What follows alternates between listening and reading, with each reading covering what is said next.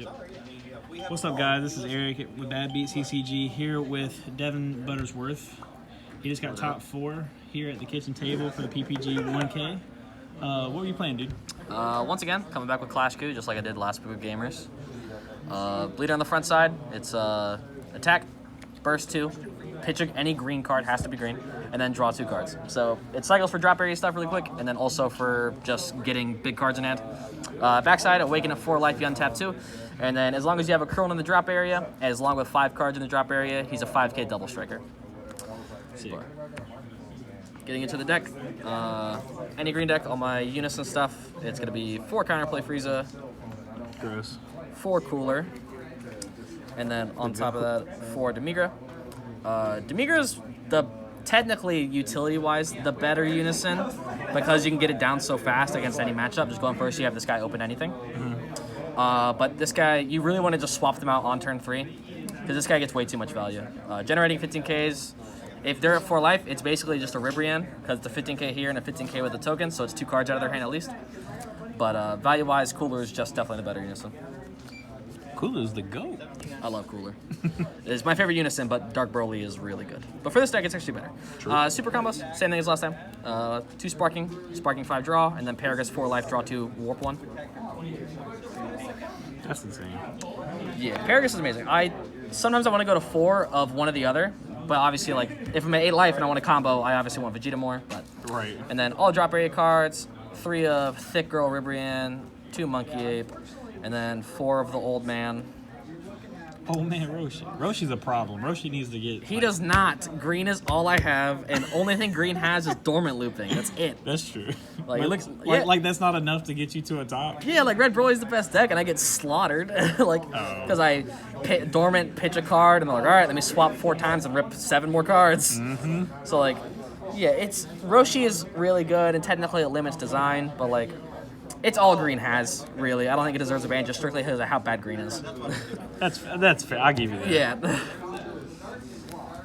So after those, this goes in any deck I ever make from now on that's green. This card's insane. 3 Tapion, at least 3, if not 4. I only ran 3 just because. So you don't do the secondary effect. He's 1 mana, pitch, draw a card, and end of turn he comes into play as a blocker. Insane. You gotta watch out for BMS, that's the main thing. Just to kind of interrupt you, you discard 2 off of it. But other than that, this card is insane tempo on turn 1. Red Broly doesn't have removal, so this guy just sticks turn 1. You can save it for anything. It's way too much value for just 1 mana. I run a big one of Big Arm War. Those who don't know this card, draft box. If you play this card during your turn, your opponent can't attack with any battle cards that are 5 mana or higher. So if I'm afraid of a secret rare, I'll cast it. If I'm afraid of anything, I'll cast it. Dark Broly. Dark Broly, I've played a couple times today. Came in clutch. He managed to beat me in Top Cut. He's playing right now. Good luck to him.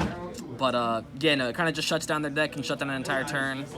Like, it wasn't good against one deck, but I was just scared of the red because I knew you ran the Frieza secret. So I was like, I'll take you down because I want to get value because I didn't have 2 negates. So just play that, pass. You can kill my board, but you can't attack with it, so it wasn't a big deal. 1 Dark Dragon Ball because I do run Mechikabura in the main board now. So it's just worth the 1-up to potentially play Mechikabura, grab this, and just pitch it for your leader. Would you change that, like, looking back on it? No, I think 1-up's cute enough. I mean, when I draw it, dead draw it, it's kind of boring, but it's not bad. At least it's a charge. Exactly. It's either a pitch or a draw.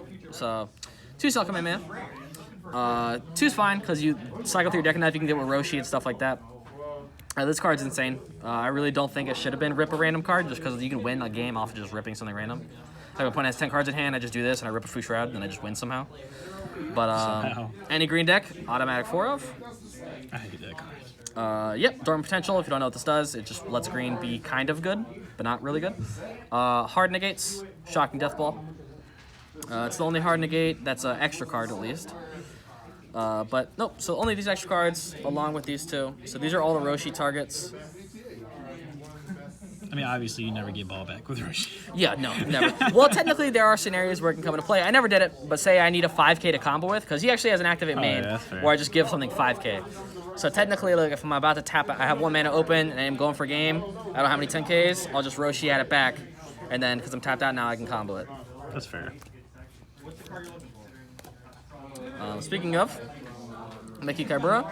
So BMS took a hit when they made the draft box Piccolo, the 1-drop red, because it just stalls him for a turn and it just feels kind of bad.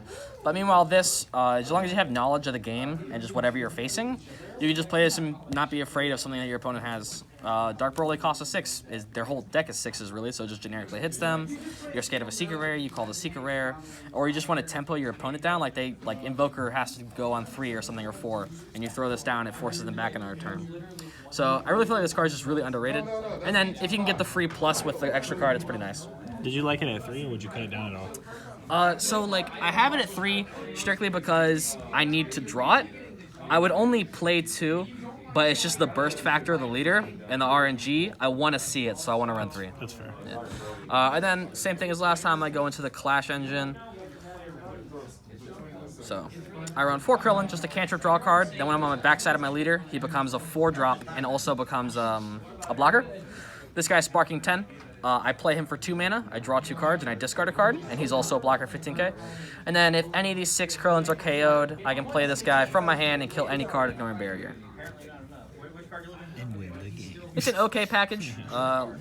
It's just in there just because obviously the leader needs a Krillin, so it's not too crazy. Sacrifices, I run Zamasu. You sacrifice either your counterplay Frieza or the 5-drop Goku to get this guy out.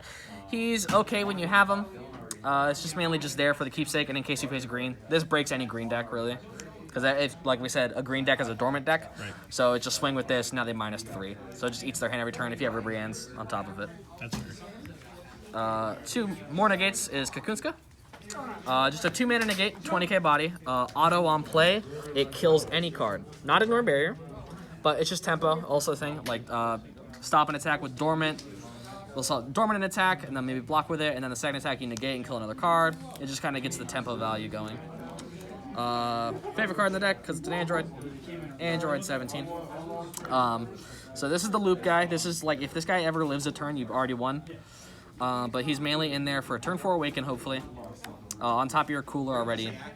When he attacks, you warp a card from your graveyard, and your opponent warps a card from hand. And then you also basically do Master Roshi. You add back any extra card. It doesn't have a cost. So Q-Tex, like you can grab back the Dragon Ball from Meki Kabura to swing and then combo him 5. You swing with this guy, you Cell Kamehameha him, and then the second attack you grab back Cell Kamehameha and combo it again. He applies a lot of pressure, and then just mainly for the dead turns where like I don't want to attack your leader, I'll just attack your Unison. Even if I'm not like comboing through, it just rips your hand for no reason. And then the secret rares of the deck, I run 1 Great Ape SCR and 1 Fu Shroud. Fu Shroud gets cast away more than Great Ape. Great Ape's mainly just like my opponent has no cards in hand and I'm like, hey, can we go to game 2? Or hey, can you just scoop for game nothing, I win. So, and then Fu Shroud is Fu Shroud. The dude's tap 6, same thing. Scoop. It's these things are just like I show you it and you scoop if I have 6 mana or 5 mana. But this guy's just for the out. Oh no, I'm about to die with your battle card that has double strike. Man, good game, and then just zap it. Zap. I tried to bait my Dark Broly player and do it, but he didn't need to, obviously. What was your matchups today? Today I had... So round 1, I played against... Oh god, what did I play against? Vegex. I played against Vegex, Dark Broly, Broly Surge, and then Majin Buu, the black one. I went X01 drawing to the Dark Broly because our games are super tempo and go like extremely long. Dylan Warren was the Vegex player. He plays a more mid-range version, so it can kind of help me. But yeah, no, the matchups were difficult. None of them were easy. I think, you know, me and Scott only got to game 2, so, and then went to game 3 with Vegex, went to game 3 with Dark Broly, and then You only went to game 1 in your round 1, right? Like, yeah, we played round 1, and then we got into game 2 during time because he was playing. Obviously, he's playing a go wide deck, and I'm playing stop go wide decks, and so I'm just blocking stuff like that, and I'm trying to deck him out basically because he's playing Boo. What'd you play against the top 8? Top 8 round. I played against Dylan again with Vegex. Oh yeah. And then I went into Dark Broly, which is the same 2 guys. I played 2 guys I played in Swiss in Top Cut. Got Dylan 2-0 luckily, and then I lost to him 1-2.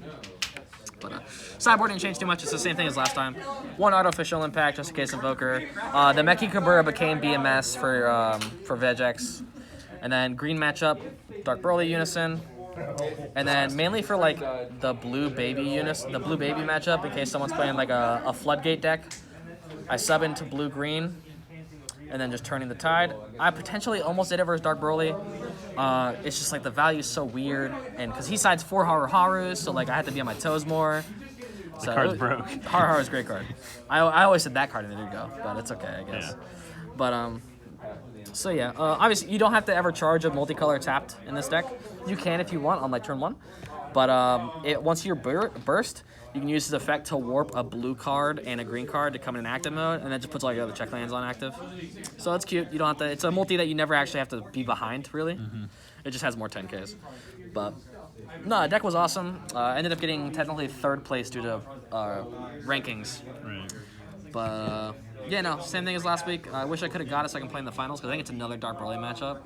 Yeah. Which I think is in my favor. It's just, man, his sideboard killed me. Yeah. It was a good sideboard.